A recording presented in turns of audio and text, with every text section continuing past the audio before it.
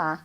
Hoje vamos falar sobre a superfície do tecido pulmonar e as características, desse órgão tão importante para que a gente possa aí sobreviver.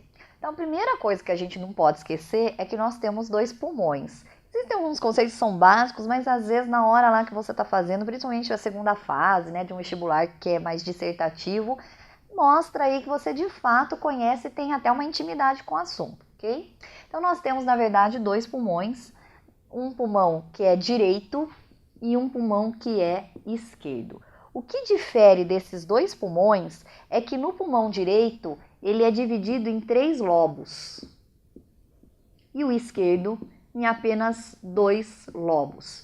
Vejam, são lobos, não são lobos, ok? São lobos. Lobos da biologia significa segmento. Então, isso aqui significa segmento.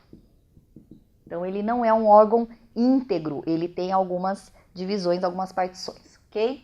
Além disso, o pulmão ele também apresenta o que a gente chama de pleura. Essas pleuras são tecidos que são formados na organogênese e elas têm uma função importante dentro desse processo, principalmente o pulmonar, para que possa fazer um revestimento e permitir uma ampla quantidade de vascularização dentro do pulmão. Ele é um órgão intensamente vascularizado, e tem que ser mesmo, porque é a entrada do oxigênio, é da onde o oxigênio parte para ir para as células, é onde ele recebe o CO2, então ele é um órgão aí extremamente importante dentro desse processo. Essas pleuras, nós temos 2 tipos de pleuras pela forma anatômica que o pulmão ele se encontra. Então nós temos uma pleura que nós chamamos de pleura da superfície pulmonar. Ou seja, se é a superfície pulmonar, é a parte da superfície de cima desse pulmão. Nós temos uma outra pleura que nós chamamos a pleura da parede, ela fica aderida na parede da cavidade torácica. Então, uma pleura está aderida na superfície pulmonar, a outra está aderida na parede da cavidade torácica. Tórax, onde ele vai poder prender e se acomodar. Então, na verdade, essa parede da cavidade torácica, ela também pode ser chamada de parietal. Em alguns vestibulares, às vezes eles podem usar essa nomenclatura também, é interessante vocês saberem. Veja, essas pleuras, elas deslizam entre si. Como que elas fazem esse deslizamento? Conforme a gente faz o movimento de inspiração ou de expiração.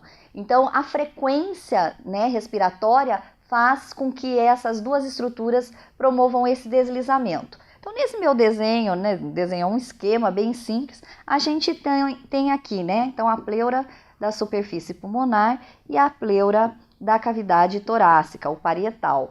Então, aqui no meio, entre essas 2 pleuras, esses 2 tipos de tecidos, nós temos um vácuo.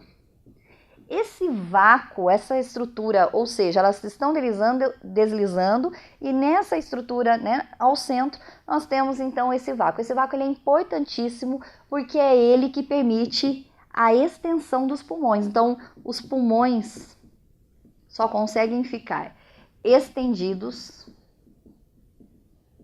devido ao vácuo presente entre os 2 tipos de pleura, a da superfície pulmonar e a que fica aderida na parede da cavidade torácica. Não podemos também esquecer que os pulmões eles são constituídos de aproximadamente 200 milhões de alvéolos. Então, são os alvéolos que acabam aí obtendo o oxigênio e fazendo todo o processo de hematose, ou seja, a troca, ele recebe o CO2 e ele coloca lá o oxigênio na hemácia para que esse oxigênio seja levado e para que o CO2, que é o resultado metabólico aí da célula, possa ganhar novamente o pulmão e sair pelo processo de expiração. Eu espero que vocês tenham compreendido. Até a próxima.